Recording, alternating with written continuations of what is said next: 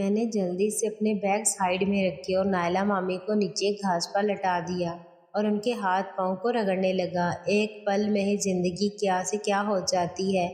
کبھی کبھی لگتا ہے سب ٹھیک ہے اور ایک ہی پل میں سب کچھ تباہ ہو جاتا ہے۔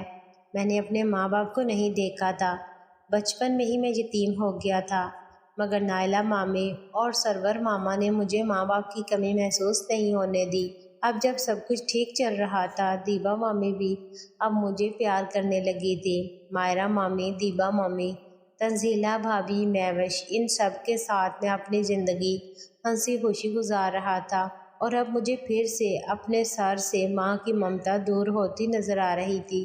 میں لگاتار نائلہ مامی کے ہاتھ پاؤں کی تلیوں کو رگڑ رہا تھا، مگر نائلہ مامی پر کوئی اثر نہیں ہو رہا تھا۔ بارش پورے زوروں پر تھی اور کسی طرح کی کوئی مدد کا کوئی چانس نہیں تھا۔ نائلہ مامی کا جسم کانپ رہا تھا اور میرا بھی سردی سے برا حال تھا، مگر مجھے اپنی کوئی پرواہ نہیں تھی۔ میری آنکھوں کے سامنے اندھیرا آنے لگا۔ اگر کہیں نائلہ مامی کو کچھ ہو گیا تو میں کیا کروں گا؟ میں کیا جواب دوں گا سرور ماما کو؟ مجھے کچھ سمجھ نہیں آ رہا تھا کہ کیا کروں، مگر اور کوئی دوسرا راستہ بھی نہیں تھا۔ میں نے سوچا نائلہ مامی کے گیلے کپڑے اتار کر دوسرے کپڑے پہنا دیتا ہوں، ورنہ گیلے کپڑوں میں تو سردی اور زیادہ لگے گی۔ اس جگہ پر روشنی کے لیے کچھ بھی نہیں تھا اور باہر پورا اندھیرا ہو چکا تھا۔ میں نے موبائل سے روشنی کرنی چاہی، مگر وہ بھی پانی میں بھیگ کر بند ہو گیا تھا۔ میں نے نائلہ مامی کے کپڑے اتارنے کے لیے ہاتھ بڑھایا۔ میں نے نائلہ مامی کا دوپٹہ اتارا۔ دوپٹہ سائیڈ میں رکھ کر میں نے نائلہ مامی کے کپڑوں کو بدلنا چاہا تو میری انگلیاں نائلہ مامی کے جسم سے ٹچ ہوئیں۔ نائلہ مامی کا جسم برف کی طرح ٹھنڈا ہو گیا تھا۔ میں اور زیادہ گھبرا گیا۔ میں نے جلدی سے بیگ اٹھایا اور نائلہ مامی کے دوسرے کپڑے نکالنے چاہے تو دیکھا سب کچھ پوری طرح سے بھیگ چکا تھا۔ اب تو میرا دماغ خراب ہو گیا۔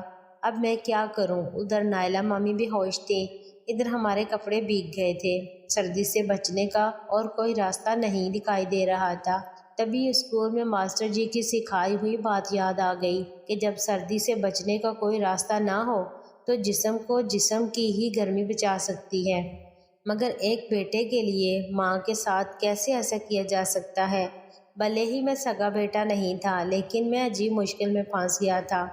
اب میں ان کی جان بچاؤں کہ لاج بچاؤں؟ میرے پاس زیادہ وقت نہیں تھا، اس لیے میں نے نائلہ مامی سے ہاتھ جوڑتے ہوئے معافی مانگی اور نائلہ مامی کے ساتھ لیٹ گیا۔ نائلہ مامی کا جسم برف ہو چکا تھا، صرف لیٹنے سے کیا ہونے والا تھا؟ آج میں اس موڑ پر تھا جہاں میرے نہ کچھ کرنے سے میں نائلہ مامی کو ہمیشہ کے لیے کھو سکتا تھا، اور اگر کچھ کرتا تو میں ہمیشہ کے لیے نائلہ مامی کی نظروں سے گر جاؤں گا۔ میں نے آگے بڑھنا ہی ٹھیک سمجھا۔ میں نے نائلہ مامی کے جسم سے اپنا جسم رگڑنے لگا، مگر پھر بھی کوئی ہلچل نظر نہیں آئی۔ یہ کوشش بھی کوئی اثر نہ دکھا سکی۔ مجھے ساری امیدیں ختم ہوتی نظر آنے لگیں۔ پھر میں نے سارا کچھ ایک ساتھ ٹرائی کیا۔ میری محنت سے نائلہ مامی کو ہوش تو آیا نہیں، مگر ان کا جسم اب پہلے کی طرح ٹھنڈا نہیں تھا۔ مجھے امید نظر آنے لگی۔ اب میں نے نائلہ مامی کی چھوٹی سی کھڑکی کو پینٹ کرنا شروع کر دیا۔ برش کے مقابلے میں کھڑکی چھوٹی تھی، مگر کیا کرتا، مجبوری تھی۔ یہ سب کچھ میں ضرورت کے تحت کر رہا تھا، اس میں میرا کوئی مفاد شامل نہ تھا۔ تھوڑی دیر میں ہی میری محنت رنگ لانے لگی اور نائلہ مامی کے جسم میں ہلچل محسوس ہوئی، مگر ابھی بھی وہ بے ہوش تھی۔ مجھے امید کی کرن نظر آتے ہی میں پہلے ہی تھک چکا تھا اور اب اس مشقت نے مجھے بھی نڈھال کر دیا۔ میں ایسے ہی نائلہ مامی کے اوپر گر گیا۔ میں پتہ نہیں کب تک ایسے ہی پڑا رہا۔ مجھے جیسے ہی تھوڑا ہوش آیا، میں نے پھر سے نائلہ مامی کو چیک کیا تو وہ ابھی بھی ویسی ہی تھی۔ میں نے پھر سے اپنی کوشش شروع کر دی۔ اب باہر اندھیرا کم ہونے لگا تھا، مطلب دن چڑھنے والا تھا، اور میں بھی پورا ٹوٹ کر تھک چکا تھا۔ میں ایسے ہی نائلہ مامی پر گر گیا اور پتہ نہیں کب میری آنکھ لگ گئی۔ میری آنکھ جھٹکے سے کھلی جب نائلہ مامی نے مجھے اپنے اوپر سے دھکا دیا۔ نائلہ مامی کو ہوش آ گیا تھا۔ میں خوش ہو کر جیسے ہی نائلہ مامی کے پاس گیا، نائلہ مامی نے لگاتار میرے منہ پر تھپڑ مارنے شروع کر دیے، اور تب تک مارتی رہی جب تک وہ تھک نہیں گئیں۔ وہ بعد میں زور زور سے رونے لگی۔ مجھے نائلہ مامی کے تھپڑ سے درد نہیں ہو رہا تھا، مگر نائلہ مامی کے آنسوؤں سے میری روح چلنی ہو رہی تھی۔ مجھے اب اپنی اور نائلہ مامی کی کنڈیشن کا احساس ہوا۔ ہم دونوں ہی کپڑوں کی قید سے آزاد تھے۔ باہر دن نکل آیا تھا۔ ہماری ایسی حالت ہو چکی تھی کہ نہ نائلہ مامی میری طرف دیکھ رہی تھی، نہ میری ہمت ہو رہی تھی کچھ بھی کہنے اور کرنے کی، مگر اس کنڈیشن سے باہر تو نکلنا ہی تھا۔ میں نے دل پر پتھر رکھ کر اپنے کپڑے پہنے، جو پوری طرح سوکھے تو نہیں تھے لیکن اب پہنے تو تھے ہی۔ میرا جسم جیسے میری روح پر بوجھ سا بن گیا تھا، مگر نائلہ مامی کو واپس گھر تو لے کر جانا ہوگا، چاہے بعد میں خودکشی کر لوں۔ میں نے اپنے کپڑے پہننے کے بعد نائلہ مامی کے کپڑے اٹھائے اور نائلہ مامی کو دیے، مگر انہوں نے کوئی بھی رسپانس نہیں دیا۔ شیرو: مامی یہ کپڑے پہن لو۔ نائلہ مامی: مت کہہ مجھے اپنی گندی زبان سے مامی، تو مر کیوں نہیں گیا میرے ساتھ ایسا کرنے سے پہلے؟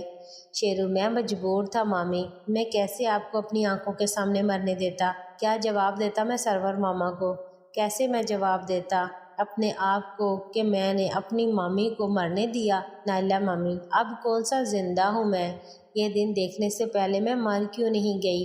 تم نے سارے رشتے ایک بار میں ہی توڑ دیے، کاش مجھے مر جانے دیا ہوتا۔ اب تو مجھے اپنے آپ سے نفرت ہونے لگی ہے، تو مجھے مار کیوں نہیں دیتا؟ میں کیا منہ دکھاؤں گی جا کر کہ جس کو بیٹا سمجھا اسی کے ہاتھوں اپنی عزت برباد کر آئی ہوں؟ آخر آج تو نے ثابت کر ہی دیا کہ تو میرا بیٹا نہیں ہے۔ شیرو: مامی میں نے جو بھی کیا آپ کی جان بچانے کے لیے ہی کیا ہے، اور میں نے آپ کو ہمیشہ اپنی ماں جیسا ہی سمجھا ہے۔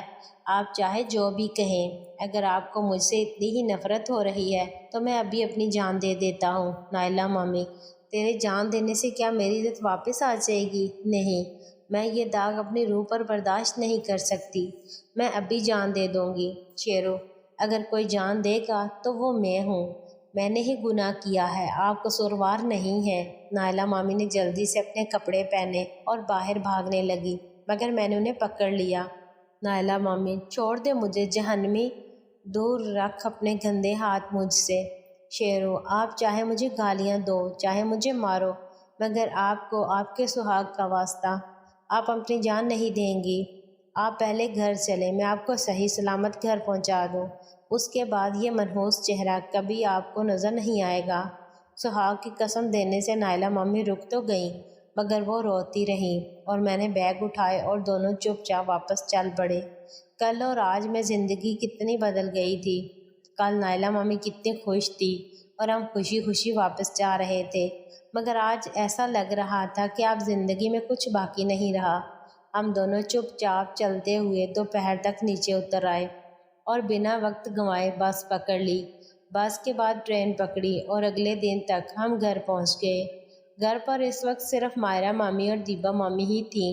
جیسے ہی ہم گھر پہنچے دونوں ہمیں دیکھ کر بہت خوش ہوئیں، اور مائرہ مامی کچن سے ہمارے لیے پانی لینے چلی گئی۔